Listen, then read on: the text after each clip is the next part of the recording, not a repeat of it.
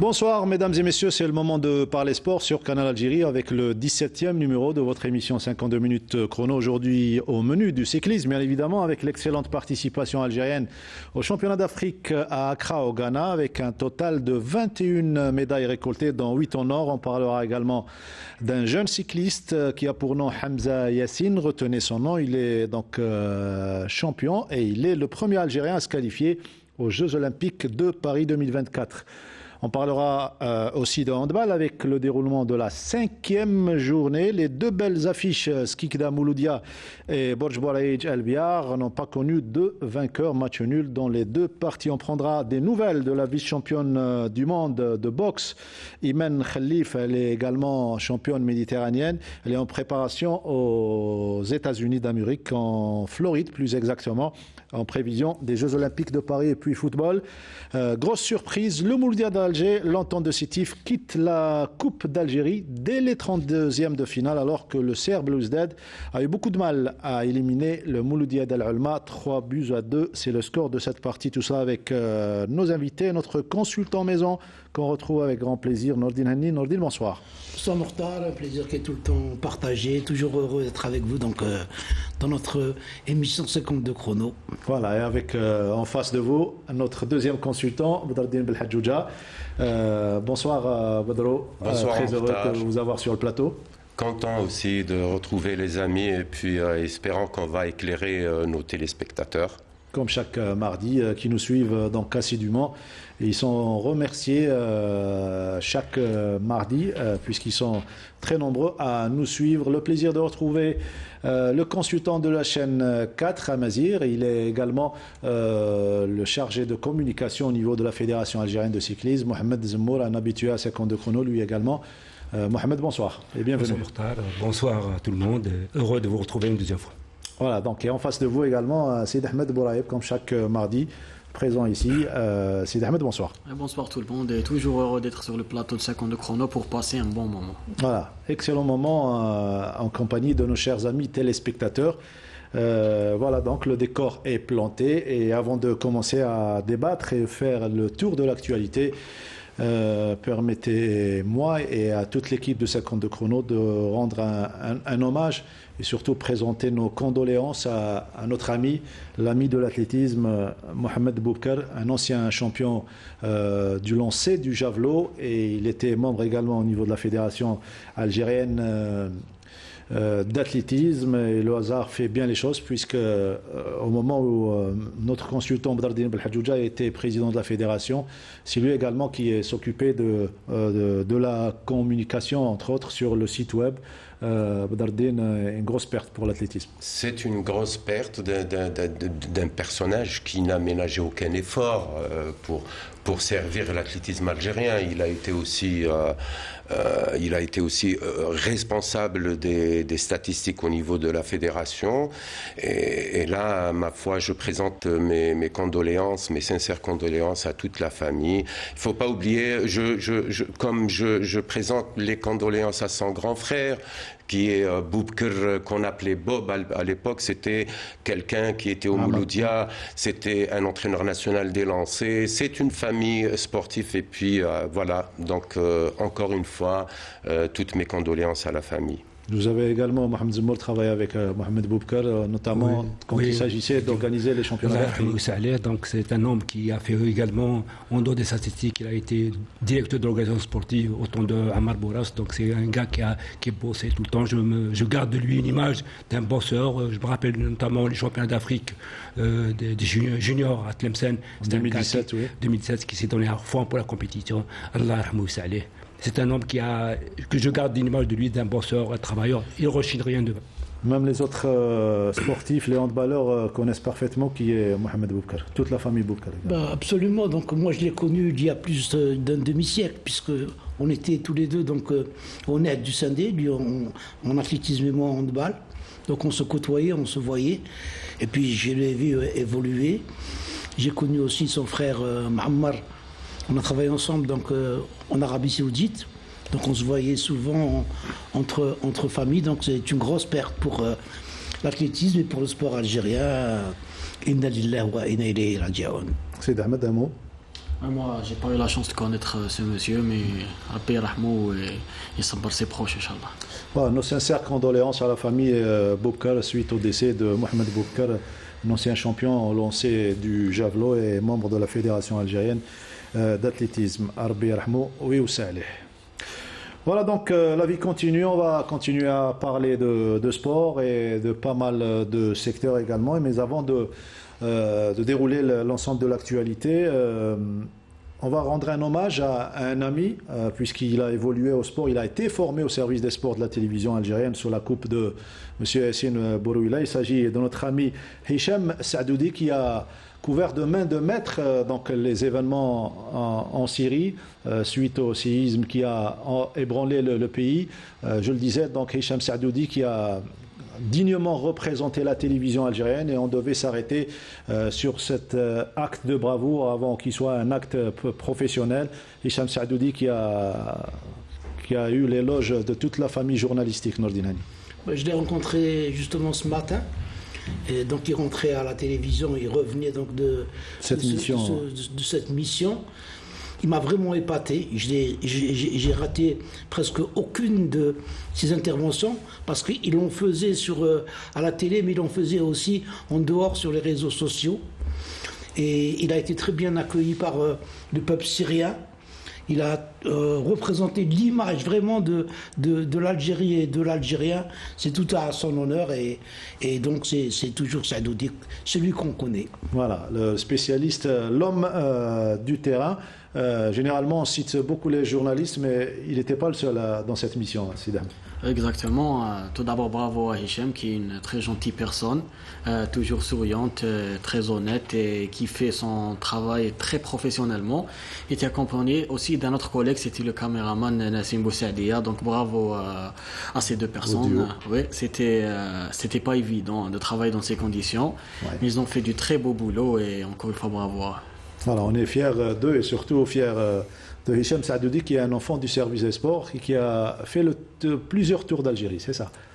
Oui, il a fait plusieurs tours d'Algérie avec la fédération, donc il a été même... Ça ne vous étonne pas de le voir sur le terrain ramener... Oui, tout le temps, et ça prouve une fois que l'Algérien, dans tous les secteurs, quand il est passé dans des conditions difficiles ou pas, il a la compétence d'être à la hauteur de l'événement, soit en sport, soit dans d'autres secteurs. Et c'est ça, Badardine Belhadjouja, le rôle d'un journaliste, c'est de rapporter fidèlement ce qui se passe sur le terrain quand il s'agit d'heureux événements ou de tristes événements comme le séisme. Absolument, et puis rajoutant qu'il a véhiculé une valeur, une image de l'Algérien. Qu'est-ce qu'il est, l'Algérien? C'est quoi cette valeur humanitaire? C'est-à-dire il a fait du bon travail, et ça, il est à féliciter. Alors, félicitations encore une fois à notre ami Hicham Saadoudi. Espérons le retrouver dans la rubrique sportive très prochainement. Il a manqué au sport ces dernières années. Voilà, on passe au cyclisme. Donc l'événement, c'était ce championnat d'Afrique. Ces championnats d'Afrique, puisqu'il y a plusieurs spécialités, il y a plusieurs médailles à distribuer, avec une moisson historique, on va dire. 21 médailles, dont 8 en or. Oui, donc je dirais pas historique, mais une moisson remarquable. C'est un très bon résultat. Très très bon résultat. Et nos cyclistes ont confirmé tout d'abord l'excellente prestation lors des championnats arabes, dernier championnat arabe qui se déroulait aux Émirats arabes unis, donc avec une moisson très importante aussi. Nos cyclistes, plusieurs de nos cyclistes ont confirmé une deuxième fois leur titre arabe au niveau africain, au niveau plus important, où la concurrence a été plus rude, avec notamment l'Érythrée, l'Éthiopie, le Nigeria, l'Afrique du Sud et le Rwanda. Il y avait des équipes qui, le Rwanda surtout, il y avait des la sélection nationale a rallié aujourd'hui oui, on était à leur arrivée, donc ils étaient contents. Ils ont réussi avec notamment les 8 titres. Les 8 titres médailles d'or, notamment trois médailles ont été remportées par des équipes des courses contre la montre. Une historique depuis un titre qu'on fuit depuis 1989, qui a permis à Nagab et Saïdi et Hamid Jeune Hamza Ammari de remporter ce titre qui nous a fui depuis 1989. Donc c'est un titre... 8 or, 6 en argent et 8 bronze. Absolument. Donc, et le plus important aussi, c'est dire que nos médailles ont été réussies par des jeunes aussi, les juniors. Ils ont fait le carton plein avec les filles et les garçons. Donc ça nous a permis de remporter 8 titres, dont 3 dont 5 par des jeunes, donc des jeunes en titre individuel. Oui. Bon, plus la cerise sur le gâteau, c'est Hamza Yassine qui a réussi à être le premier Algérien à se qualifier aux Jeux Olympiques de Paris. Donc c'est un athlète qui est professionnel, il évolue au niveau d'un club émirati Police de Bay. Donc ça lui donne donc assez de temps pour se permettre de se préparer dans de bonnes conditions. Et il a été aidé, comme il a dit, il a été aidé par ses collègues. Toute l'équipe a travaillé pour lui, parce que le cyclisme, c'est un peu un sport. Il est collectif, il est individuel en même temps. C'est-à-dire on n'arrive pas pour gagner, c'est comme en foot. C'est-à-dire le football, pour marquer, il faut que toute l'équipe travaille pour un avant-centre. En cyclisme, pour gagner, il faut que toute l'équipe, les 8 éléments qui sont alignés, travaillent pour le plus rapide, le plus sprint, pour qu'ils puissent gagner il faut le ramener, comme on dit, sur course tactique, dans des conditions, de bonnes conditions pour qu'ils puissent arriver sur un niveau frais et gagner. S'il a resté de peu d'une demi-rouge, j'allais dire, le titre africain, mais le titre de vice-champion est très important pour nous, parce que lui permet d'ailleurs... qu'il est jeune. Il est jeune et il revient d'une blessure. Hein. Il a été blessé pendant novembre et décembre. Il revient d'une blessure. Il avait un poignet un petit peu qui était blessé. Il revient d'une blessure et il revient sur la selle. Donc, en dehors de ça, on a des jeunes qui ont confirmé, comme Ammari, comme Cherki. C'est U23. Donc, ils ont confirmé une fois. Ammari, il a arraché la médaille de bronze sur la course contre la montre et sur la course en individuel. Donc, confirmation des filles également avec Hawili. Oui, Hawili qui a remporté la médaille d'or de la course contre la montre individuelle et une 3e place sur la course en ligne. Hawili, actuellement, il est professionnel dans un club allemand, Canyon Stram. Ça, c'est bien. Il évolue actuellement en Espagne, il se prépare en Espagne. Il y a Ammari qui va quitter récemment, donc il va quitter dans les prochains jours Police de Bay pour aller dans un club italien. Ouais. Donc il va être professionnel dans un club italien. C'est ça l'objectif de la fédération, c'est de placer le maximum de cyclistes dans des clubs professionnels pour essayer de concurrencer le niveau africain. Actuellement, notamment l'Érythrée qui fait le même travail pratiquement. Absolument. Donc ils ont des athlètes qui évoluent dans des clubs professionnels. Ça leur permet de gagner des points, de gagner des courses à un niveau plus supérieur. Et c'est bien qu'il soit fixé Nordin Hani sur son avenir proche, à savoir les Jeux Olympiques de Paris. Je parle de Yassine Hamza. Écoutez, dans le cyclisme, la famille Hamza représente beaucoup de choses. Voilà. Donc ses oncles, son père sont tous passés par le cyclisme. C'est le fils de Majid, c'est ça? C'est le fils de Malek. Le fils de Malek. Et donc moi j'ai eu l'occasion de connaître les Hamza, puisque on revient toujours au NED, qui était une grande école dans toutes les disciplines. Et donc quand il y a de bons résultats, il faut le dire, le cyclisme est en train d'évoluer. Ils ont fait cette politique d'envoyer les coureurs dans des clubs étrangers parce qu'il y a plus de moyens, parce qu'il y a une meilleure préparation, parce qu'il y a plus de pistes d'entraînement. On n'a qu'à voir, en ce moment, on construit des stades en Algérie et sans penser à mettre des pistes. Ouais. À part le 20 août, qui date depuis... Il répond le 20 août, celui de Annaba ne répond plus aux normes internationales. Il y a actuellement, pour votre information, il y a actuellement un vélodrome qui est en chantier depuis des années au niveau de Mascara, mais il a des difficultés à redémarrer pour être vraiment un vélodrome de compétition. Permettez-moi, Mokhtar, de citer quelques noms de jeunes cyclistes qui ont gagné de l'or, qui ont brillé. Il y a Mcheb Malek, junior, il a gagné médaille d'or. Il y a Nesrine Houili qui a gagné. Il y a Sihem Bousba qui a gagné 2 médailles d'or. Ouais. Il y a Jawad Nahari aussi qui est jeune, U23, qui a gagné. Et donc Sihem Bousba, c'est une fille qui promet beaucoup, parce qu'elle a un bel avenir devant elle, pourvu qu'il soit pris en charge, elle et tous les autres, pour qu'on puisse progresser dans la bonne voie. Il faut rappeler que ce championnat d'Afrique a rassemblé pas moins de 19 nations. Donc c'était à Accra et la compétition a pris fin dimanche. On va écouter successivement le président de la fédération, Khaleddine Barbari, ainsi que le requalifié pour les Jeux Olympiques, à savoir Yassine Hamza au micro de Linda Teboul, qui est allé ce matin à l'aéroport Houari Boumediene. Dans la participation des différentes sélections nationales au championnat d'Afrique qui s'est déroulé à Accra, c'était très encourageant. On a gagné plusieurs titres africains, 8 titres africains, 21 médailles au total.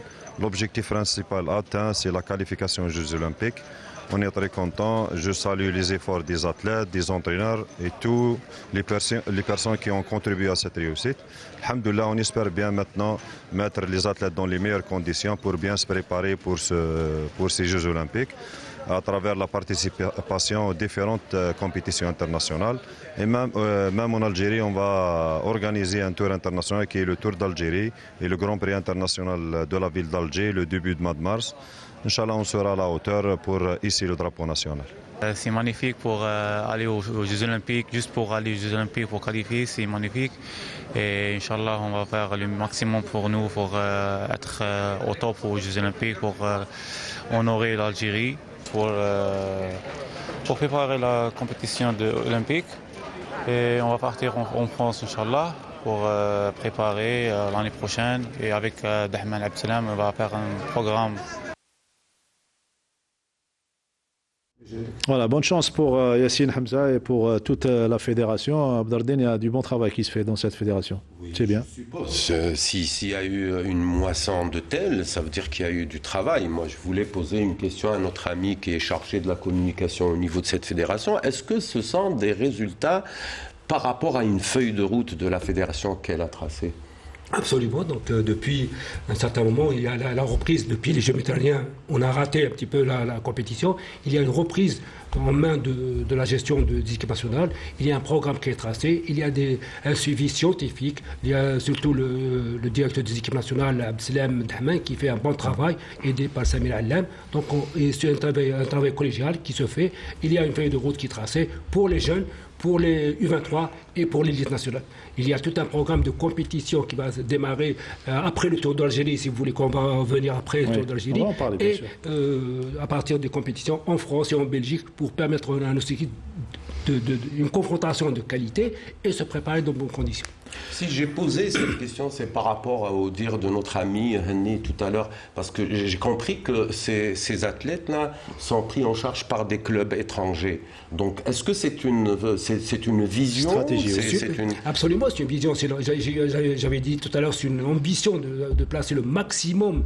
L'ambition de la fédération de placer le maximum de cyclistes dans des clubs professionnels. On a commencé par Houili Nestrin, qui est dans un club allemand, et on va continuer par Hamza Ammari, qui sera dans un club italien, et la suite viendra avec 3 ou 4 cyclistes dans des clubs belges.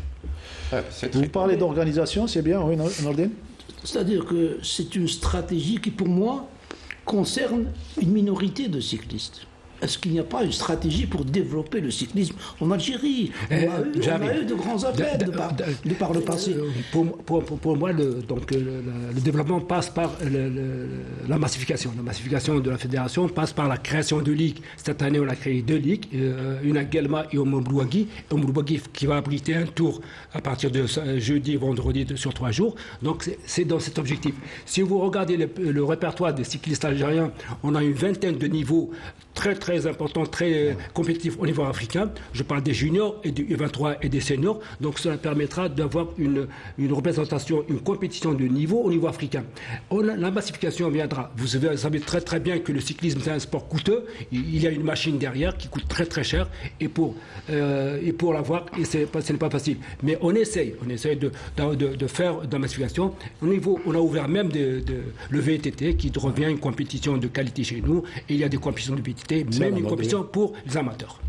Voilà, c'est des arguments pour satisfaire un petit peu le consultant que vous êtes, Nordine Hanni, des arguments que vous aimeriez avoir dans votre discipline chère. Ça fait des années qu'on en parle. Ouais. Oui, mais ça, on parle dans le vide. Moi, j'ai l'impression qu'on parle dans le vide.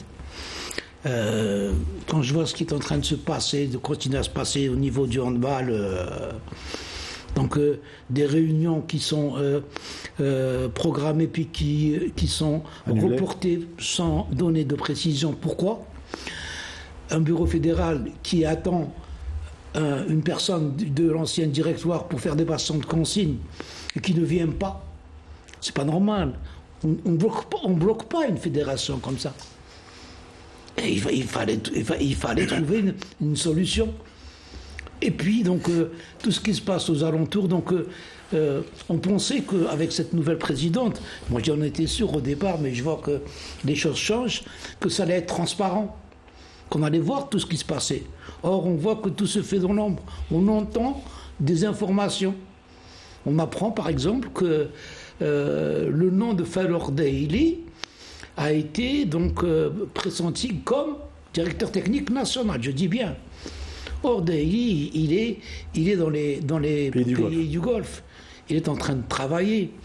Donc, je pense qu'il va falloir trouver des solutions.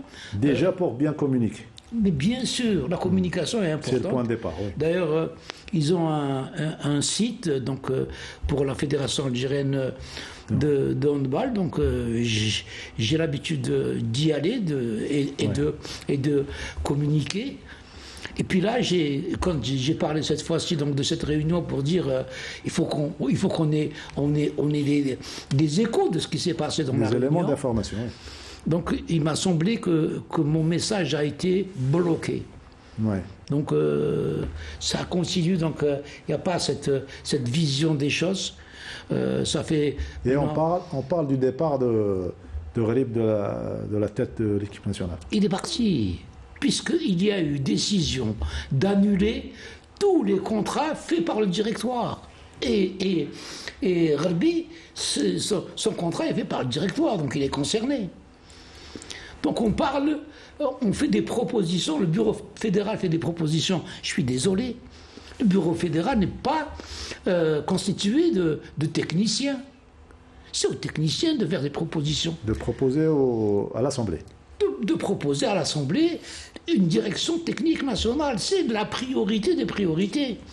Et c'est à la direction technique nationale de choisir ensuite, puisqu'on veut mettre des entraîneurs dans toutes les catégories. Le profil qu'il faut. Donc, si c'est le bureau fédéral qui le fait, ça va être du copinage, ça va être comme toujours.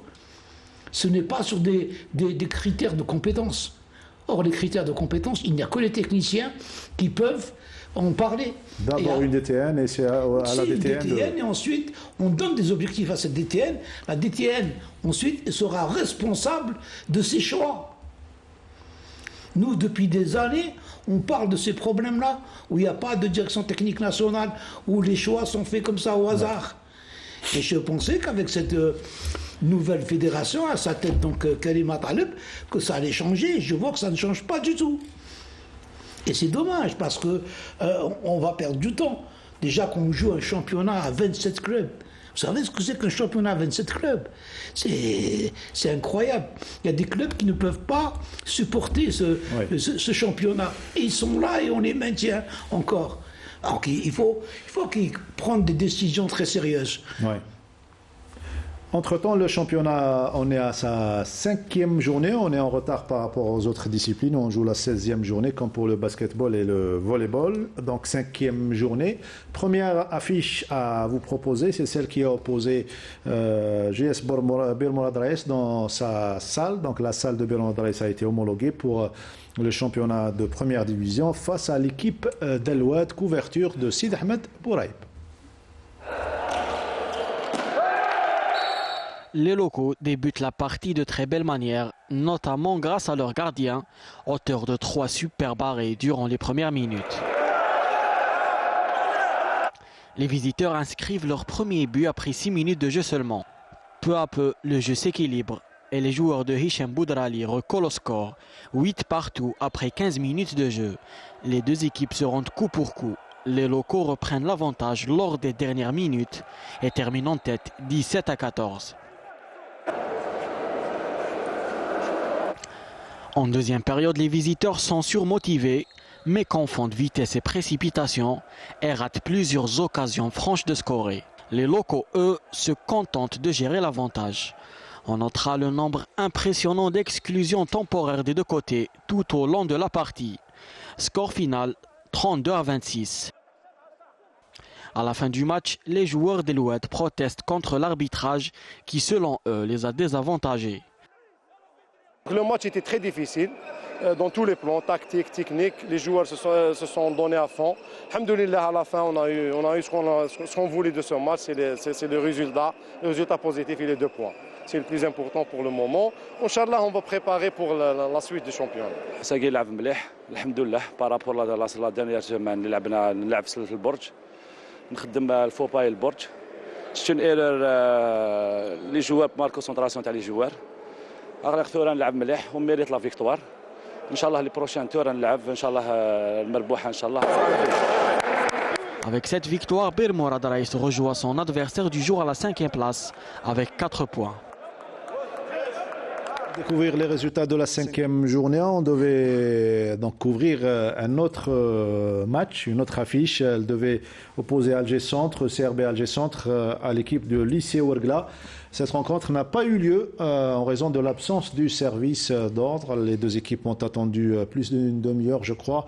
Et donc il n'y a pas eu de service d'ordre, donc match annulé ou à rejouer, décision à trancher donc, au niveau du bureau fédéral de la commission d'arbitrage. On va écouter donc les raisons de l'annulation au micro donc, de Sarah Derbel. Aujourd'hui, c'était programmé le match comptant pour la division excellence entre l'équipe d'Alger Centre et celle de lycée Ouargla. Donc, après un battement de 30 minutes, donc l'équipe de l'ICO, ils n'ont pas voulu jouer parce que le service d'ordre il est absent au niveau de la salle de Bouzaréa. Donc, on a attendu conformément à la réglementation le battement et malheureusement le match n'a pas eu lieu. Donc, il y a une commission compétente qui va décider il y a beaucoup de choix à faire. C'est la commission de discipline, conformément au rapport et conformément à la réglementation, qui vont décider de ce match, de la rencontre. Voilà. Donc vous savez très bien la réglementation. Donc on peut dire beaucoup de choses. Donc soit le match va être rejoué, et soit le match, il y aura d'autres décisions conformément, parce qu'il faut bien savoir que la commission de discipline a l'étabilité à trancher dans ce genre de questions conformément aux règlements généraux de la fédération. Donc c'était Morad Trassi, le directeur de l'organisation sportive, bien le secrétaire général. Je ne sais pas encore, on n'a pas bien compris. Il était secrétaire général ensuite de l'organisation sportive, ensuite il était dans le directoire et maintenant il se retrouve toujours dans la nouvelle fédération. Mais là il parle de commission de discipline. Les choses sont claires. Qui est responsable du service d'ordre? Si c'est le club qui est responsable du service d'ordre, il n'y a pas eu de rencontre, le match est perdu. Perdu ou à rejouer? Non, perdu, puisque il y a une erreur qui a été commise. Il faut bien que l'équipe qui a commis l'erreur soit sanctionnée. Et c'est ça, quand le service d'ordre ne vient pas. Ouargla, ils sont venus de loin. Donc si vous faites rejouer le match, vous allez sanctionner Ouargla en leur faisant payer un deuxième déplacement. De voyage, oui.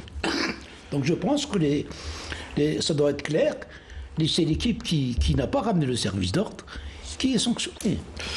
Les résultats de la 5e journée, la GSE Skikda et le Moudia d'Alger se sont donc neutralisés 27-27, donc match nul, 27 partout. Le CR Baraki a battu CR El Harouch 29-24 et l'Abi Barika s'est incliné à domicile devant le CRB Mila à 22-32. Le classement dans ce groupe A, la GSE Skikda occupe seule la tête du classement avec 7 points. Le CRB Mila deuxième avec 6 points. Le Moudia d'Alger troisième avec 5 points. En bas du tableau, Al Harouch et le CRB Baraki ferment la marche avec 1 point seulement. Dans le groupe B, Bir Morad Raïs a battu largement l'Olympique Alouad 32-26. Défaite à domicile de l'Olympique Annaba devant Borj Baraïj 23-24. La GS Kabylie qui a été battue par Zirot Youssef 21-23. Et Shelrom Laïd qui est revenu, qui a pris les points de la victoire chez l'équipe de l'IR Boutelja, 28 buts à 21 au classement. Le MB Borj Baraïj est seul leader avec 8 points. Ain Touta et Zirot Youssef sont deuxième avec 6 points au bas du tableau. 9e place pour l'IR Boutelja avec 0 points. Et dans le groupe C, puisqu'il y a 3 groupes, Nordin Hani parlait de 27 équipes. El Biar et Bojbaïj ont fait match nul 28 partout.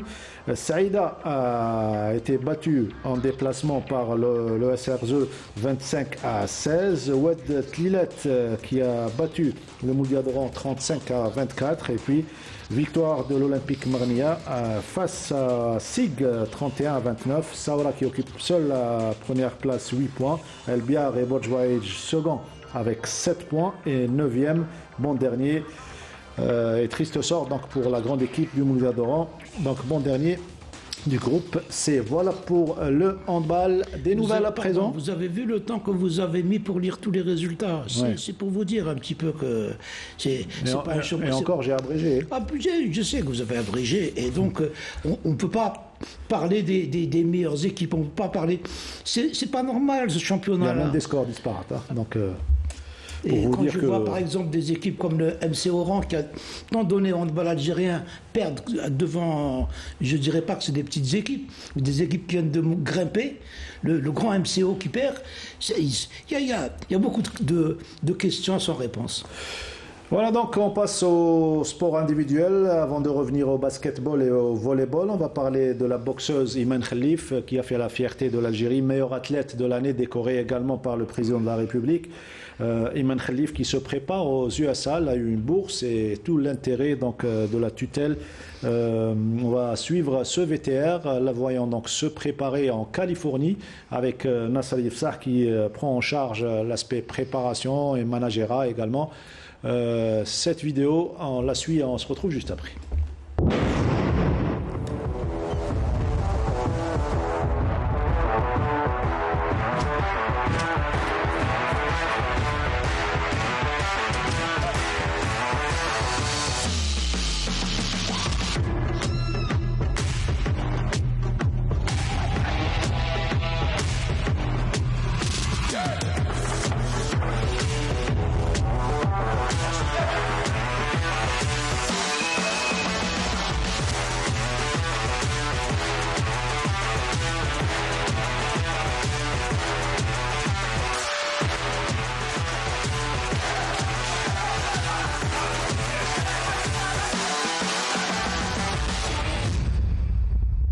Voilà donc une vidéo qui illustre parfaitement bien Badardine Belhadjouja, la préparation et la prise en charge dont bénéficie donc cette championne Iman Khalif. Elle est déjà vice-championne du monde et championne méditerranéenne, athlète de l'année. Donc c'est un petit peu tard pour la préparation des Jeux Olympiques de 2024. Mais tout dépend. Moi, j'ai entendu cette fille intervenir à plusieurs reprises et c'est une fille qui sait où aller, c'est une fille qui a du punch, c'est une fille qui veut réussir au plus haut niveau et qui a un grand potentiel pour réussir. Donc c'est une très très bonne chose qu'elle soit partie aux États-Unis. C'est le pays de la boxe. Donc je pense qu'il va falloir l'entourer avec un bon staff et avec une représentation algérienne. Donc c'est ce que j'ai entendu tout à l'heure. Je crois qu'il y a un Algérien qui est manager et ça c'est une bonne chose. Exactement. Et puis pourquoi pas envoyer d'autres jeunes, peut-être avec elle, une ou deux filles avec elle pour pouvoir s'entraîner, avoir des sparring partners et puis évoluer ensemble. Je pense que c'est une fille qui va réussir, qui va aller vers le plus haut niveau. Avec cet objectif de décrocher un podium. Un podium aux Jeux Olympiques, j'espère, de 2024. On parle de Jeux Olympiques, oui. Je veux dire simplement que cet athlète, il est sur le bon chemin. Simplement, il n'est pas seul. Il y a d'autres boxeuses qui ont fait le parcours avec elle, sous la conduite de Kenzi Abdrani. Et ces athlètes ont fait un parcours de préparation. Également. Je parle de Romessa Boualem, je parle d'Israël Chouaib, qui ont fait de très bons parcours. Pourquoi ? Parce qu'ils ont été bien pris en charge au niveau de la préparation, mais aussi au niveau de la compétition. Elles ont participé à beaucoup de galas, beaucoup de compétitions avant les Jeux méditerranéens. Médailles d'or aux Jeux méditerranéens, vous avez commenté avec... Oui, absolument. Donc, on arrive à un point où Iman Khalif a réussi à partir là où il faut, je dirais là où il faut, où le sport, il est là, et il y a une meilleure prise en charge. J'espère, comme a dit Nassar, que plutôt, que d'autres athlètes la rejoignent ou prennent la voie qu'elle a suivie. Il faut une autre qualité de prise en charge. Il faut passer à autre chose. Absolument. Là, ça dépasse la fédération. Ça devient des athlètes qui vont représenter l'Algérie bientôt aux Jeux Olympiques. C'est à l'État de les prendre en charge. Les fédérations n'ont pas les moyens de prendre en charge convenablement les meilleurs. Oui. Donc il faut cibler les meilleurs et les mettre dans des conditions comme Iman Khalif. De la même manière, en boxe, comme il le disait, il n'y a pas que Iman, il y en a 2 ou 3 qui ont prouvé qu'elles avaient du talent. Et il faut investir dessus. Qu'est-ce que c'est que 3 athlètes aux États-Unis? C'est rien du tout pour l'Algérie. Et dans toutes les disciplines, il faut cibler. Ouais. Dans les textes, ça existe. Il y a des classifications de disciplines, d'après les résultats. Vous ne pouvez pas mettre l'athlétisme au même titre que je ne sais pas moi, quel autre sport. L'athlétisme a donné des la titres. Boxe, le judo. Absolument. J'ai parlé de l'athlétisme, j'aurais parlé de la boxe, du judo. Donc il faut cibler. Et c'est écrit noir sur blanc dans les textes, mais c'est pas appliqué. Donc c'est bien d'envoyer Iman Khalif, mais il faut en envoyer beaucoup d'autres. Ouais. Beaucoup d'autres. Ou alors construire ce qui existe là-bas et ramener des adversaires. Pourquoi ne pas ramener des adversaires, des sparring partners? Pourquoi nous on ne les ramène pas? On a tout ce qu'il faut ici dans ce pays pour avoir. On a maintenant des installations. Il faut juste. Et vous savez que dans les années 78. Il y avait les Allemands qui venaient ici. Moi j'étais à l'ISTS à l'époque et ils venaient s'entraîner à l'ISTS. Voilà, donc on devait avoir Nasser Ifsah, donc son manager, notre ami Nasser Ifsah, qui réside donc aux États-Unis et qui prend en charge pratiquement l'aspect organisation de ces combats. Et très prochainement, au mois de mars, il y aura un gala où Iman Khalif doit participer. On passe au basketball cette fois-ci pour parler de la 15e journée et une rencontre qu'on a suivie pour vous, c'est celle qui a opposé Rouiba Club Basketball à l'équipe du Nasr du Sindé, couverture Omar Djem'i, et le commentaire est signé Samia Chichou. Le début de la rencontre est équilibré avec un léger avantage pour le Nasriya qu'ils ont réussi à inscrire 2 paniers de 3 points par l'intermédiaire de Ben Brahim. Les locaux n'ont pas tardé à riposter et ont réduit le score un tant soit peu. Fin du premier carton en faveur du Nasriya avec un écart de 5 points. Malgré les changements effectués par l'entraîneur de Rouiba, le second carton est semblable au précédent. Le net domine toujours. Score à la mi-temps, 37-28. De retour des vestiaires, l'équipe locale soutenue par son public arrive à remettre les pendules à l'heure grâce notamment à Jaridi. À la fin du carton, le Nasriya se reprend et termine devant avec 2 points d'écart.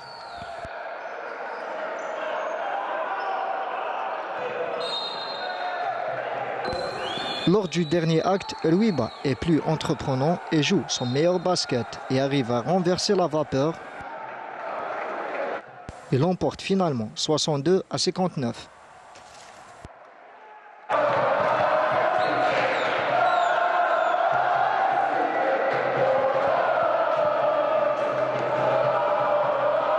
حقيقة كنا متأخرين جدا في الشوط الأول.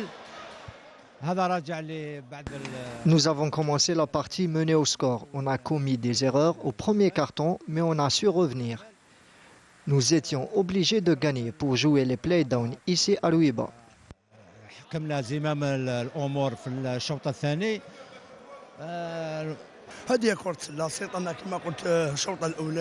C'est ça le basket. Des fois on gagne, des fois on perd. On a raté le dernier panier. Nous n'étions pas bien concentrés, surtout à la fin, ce qui a fait que nous avons perdu cette rencontre. المقابله نقول من الجانب الكبير المشكل دهني على بالي خسرنا هذه المقابله. Grâce à cette victoire, Louiba monte à la 5e place et jouera les playdowns devant ses supporters, alors que les Nehdistes disputeront les playoffs. Voilà donc cette rencontre, victoire de Louiba Athletic, donc club basketball. Les résultats complets de la 15e journée, Talad Dalaria a été battu par l'USM Blida 55 points à 63. Défaite, large défaite donc face au Moudia d'Alger. Je parle du CRB d'Albeda. 38 à 73, l'OMS Miliana qui a été battu par le NB Stawali 53 à 94 et l'USM Alger qui s'impose devant le Serbe Nissaf 62 à 55, le Moudia d'Alger est seul leader avec 26 points suivi de l'USM Alger 22 points, le NB Stawali et l'USM Blida sont 3e avec 21 points. Dans le groupe B qui s'est joué vendredi, donc Louiba a battu le Nasr du Sindé 62 à 59. Le PSL Ulma s'est incliné devant le Wydad de Boufarik 66 à 77. La Beskikda a été battu par Guet Constantine 46 à 69. L'OS Borjouaïch qui s'impose largement devant le RC Constantine 112 points à 54. Le Wydad de Boufarik est seul leader avec 24 points. Nasr du Sindé, OS Borjouaïch, tous deux en seconde position avec 23 points. Et on passe sans transition au volleyball pour parler de la rencontre qui a opposé, comptant pour la 10e journée, volleyball dame bien évidemment, le Moudia d'Alger à l'équipe d'Akbou, couverture Linda Taboul. Un premier set à sens unique, maîtrisé par les Mouloudiennes qui ambitionnent de consolider leur place de leader. Et l'avance de 10 points à 3 reflète parfaitement bien la physionomie de cette entame. Les Verts et Rouges restent sur leur lancée et maintiennent une avance de plus ou moins 9 points du début à la fin de ce premier set pour le remporter 25 points à 16. Pendant la deuxième manche, le MCA confirme sa bonne forme du moment face à une équipe d'Akbou absente tant en attaque qu'en défense. Un deuxième set dominé par les Mouloudiennes grâce notamment à leur efficacité au bloc. Et c'est avec 14 points d'écart qu'elle mène dans cette seconde période 25 points à 11. Les filles d'Akbou marquent les premiers points de cette troisième période, mais se font vite dépasser, ne parvenant pas à résister face à une équipe du Mouloudia très déterminée. Les Mouloudiennes prouvent encore une fois leur supériorité en s'imposant 25 points à 12. Victoire éclatante pour le Mouloudia qui remporte le match 3-7 à 0 et préserve sa place de leader. Notre équipe progresse de match en match. Donc, on a fait jouer toutes les joueuses. Donc, c'était un match facile pour nous, je dirais. Il n'y avait pas l'équipe adverse, il n'y avait pas une intensité par rapport à nous. Donc nous, c'est l'objectif de gagner tous les matchs pour se classer premier et jouer les playoffs. C'est toujours notre objectif, le championnat, la coupe. Et le grand objectif, c'est le championnat d'Afrique qui va se dérouler donc, en Tunisie au mois de mai. À vrai dire, on est tombé bien sûr sur une très bonne équipe du Mouloudia. Elle est complète et complémentaire dans tous ses compartiments. Nos filles, elles ont sombré, quelques athlètes, pas toutes, elles ont sombré sur le plan psychologique et n'y croyaient pas. Donc c'est à partir de là, on a commis trop d'erreurs. Ça s'est joué sur le plan psychologique. Sinon, on pouvait faire mieux, effectivement. Donc nous, l'objectif, c'est le maintien, c'est de jouer les playoffs. On espère qu'on va tirer des leçons sur cette rencontre, qu'on va essayer de positiver dans les matchs à venir, Inch'Allah. Voilà, et Akbou et toute la ville de Béjaïa reste un pôle de développement de la discipline. MB Béjaïa, RC Béjaïa, ASW Béjaïa, tenez-vous bien, Tichi, NC Béjaïa, CR Touja, Wydad de Béjaïa et le RB Béjaïa. Ils sont 10 clubs. 10 clubs représentant la ville ils représentent tout un groupe. Oui. Ils ont prêté même 2 clubs pour d'autres groupes. Donc, pour dire que Béjaïa est toujours un pôle de développement sportif en général, notamment et du vol. le volleyball féminin. Absolument. Avant de découvrir les résultats, donc on devait couvrir une autre rencontre, Alger Centre face au Aner Chlef. Cette rencontre ne s'est pas jouée. Tenez-vous bien, la raison, c'est pour un éclairage insuffisant. On va voir l'état de la salle de Beaulieu où devait se jouer cette rencontre. Oui, l'éclairage est insuffisant non seulement pour les deux équipes. On ne peut pas jouer dans une salle qui ne répond pas aux normes, notamment en matière d'éclairage. Et même pour nous, les techniciens de la télévision, pour eux, c'est une tâche difficile de couvrir un match dans une salle où l'éclairage est insuffisant. Sami Achichou s'est déplacé et est revenu sans image de ce match qui devait opposer. Les deux équipes se sont déplacées le plus normalement du monde et la rencontre n'a pas eu lieu. Et on va écouter rapidement les interventions au micro de Sami Achichou parler du report ou de l'annulation tout simplement de cette rencontre.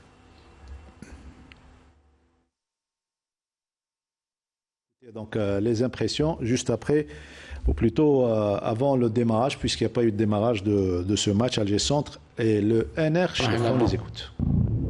Voilà, ça va partir. Pas mal, donc je sais pas, c'est l'avis des arbitres, que la salle, que l'éclairage est un petit peu faible. Je peux pas, parce que انا مانيش كيما يقولوا هما سي دي زاربيت هما اللي موالفين ياربيتريو منا وكونسيرنون الاخر تاعهم ils ont annulé le match contre l'NRS contre le POC Chlef. Concernant l'éclairage, je peux pas ما على باليش تما غير هما اللي يجموا كيما يقولوا يحدوا في هذا. الحمد لله حتى ما طاحتش من ليكليراج هذيك واش نقول لك وي كان طاح حتى فريمون بي با جوي سي فريمون سي catastrophe كما يقولوا. Concernant le match d'aujourd'hui, malheureusement le match a été reporté à cause des moyennes. Déjà le premier problème c'est que on est en retard parce que le premier match لعبوه les cadettes. Et deuxième problème, à cause d'éclairage dans la salle. Le match a été annulé à cause de l'éclairage. La salle est trop sombre. La semaine dernière aussi, une rencontre s'est tenue dans cette salle et on ne pouvait rien voir. même السمانه اللي فاتت كان لعبت البوك مع النات فاني كانت الدعوه مغيمه فاني كانت الظلمه كملوها في الظلمه.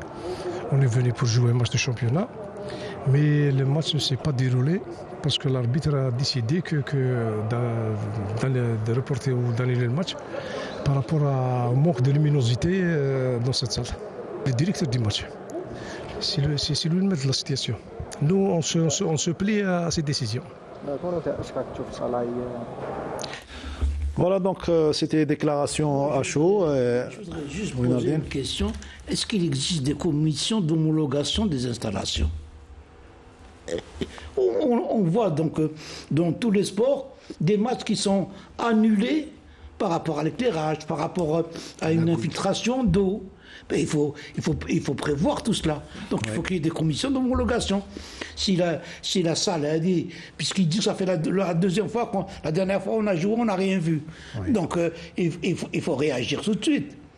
Et ne pas laisser... Pourquoi programmer, laisser donc l'équipe de Chlef faire un long déplacement? Un long déplacement avec tous les frais que ça implique. Oui. Et puis ensuite lui dire ce match reporté. Non, la salle n'est pas homologuée au départ, c'est bon. Il faut trouver... Rajoutant à cela, M. Hani, il faut le dire sans rougir. Où est passé le directeur de cette salle? Il est dans l'obligation de vérifier avant le match, une semaine au moins. C'est vraiment désolant pour les autres sports. Mis à part ce qu'on voit comme infrastructure pour le football, aujourd'hui les autres disciplines souffrent d'infrastructures, souffrent de salles, etc.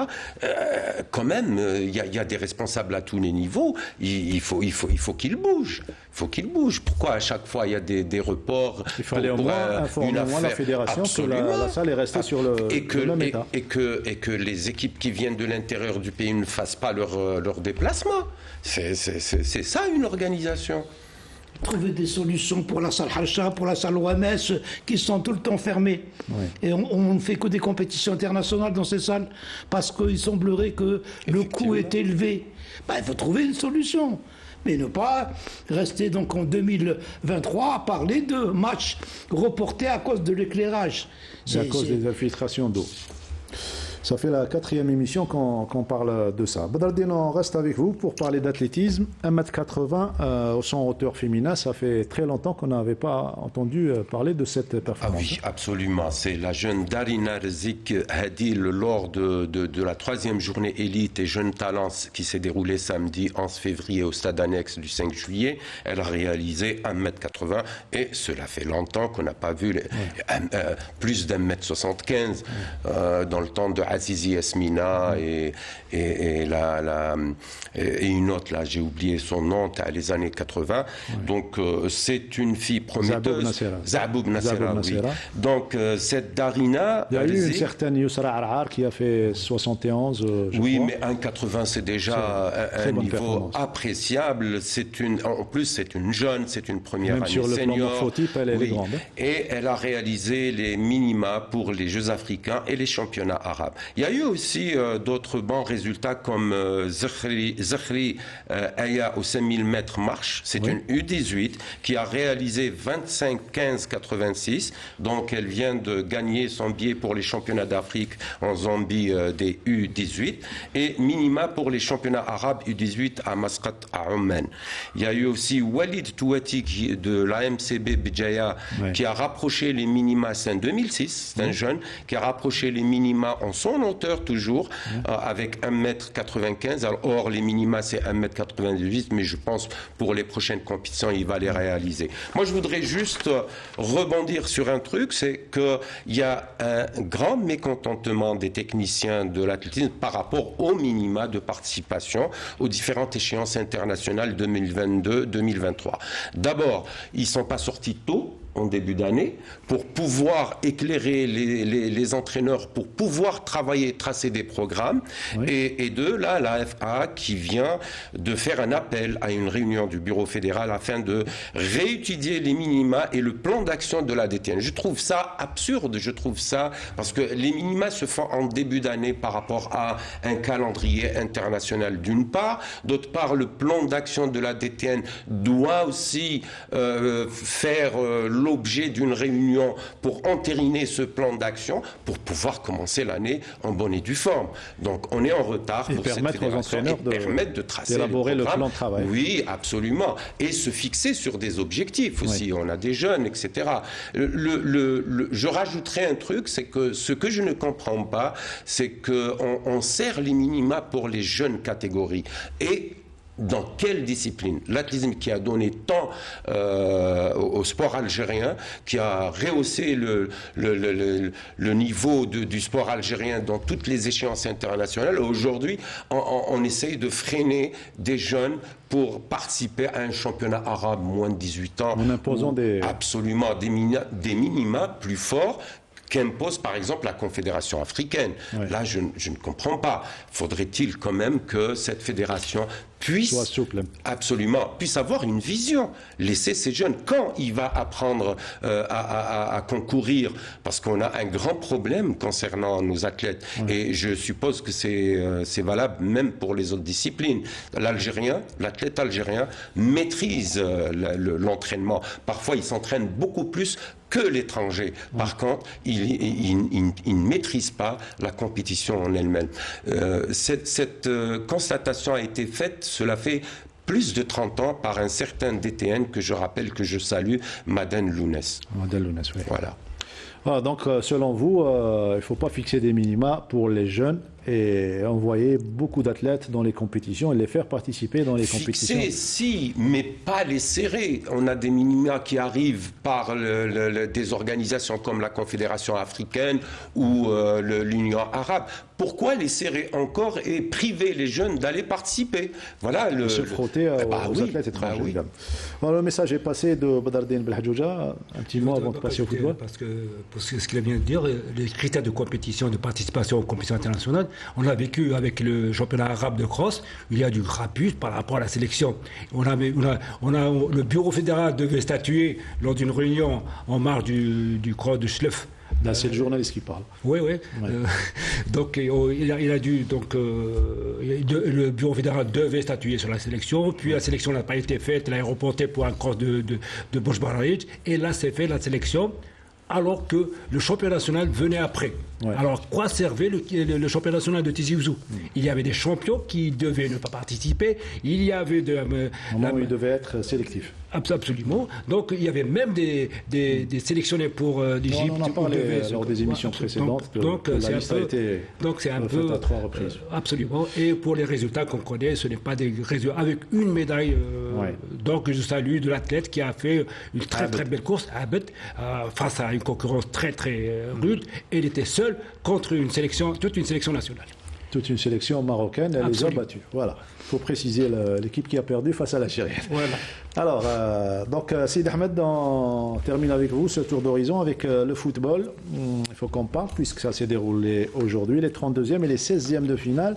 Et grosse surprise, il n'y aura ni le Mouloudia d'Alger, ni l'équipe de l'Entente de Sétif, deux équipes habituées à l'épreuve populaire au prochain tour, c'est-à-dire les 16e de finale, éliminées aujourd'hui. Exactement, et pour le compte des 32e de finale, donc le NC Magara s'est qualifié au prochain tour après sa victoire sur le Mouloudia d'Alger 2-0. Des images, s'il vous plaît, oui. Oui, même chose pour le Chebab de Belouizdad, mais ces derniers ont dû passer par les prolongations face à une vaillante équipe du Mouloudia de l'Alma, donc victoire 3-2 pour le Chebab. Pour le compte des 16e de finale, l'Entente de Sétif a été éliminée après sa défaite sur son terrain 1-0, là aussi après prolongation, alors que la JS Djidjil s'est qualifiée en battant l'USM Annaba par 2-0. Donc demain, il y aura le dernier 32e des finales de cette édition. Ça sera IRB Marnia USM Alger. Ça sera à partir de 14h.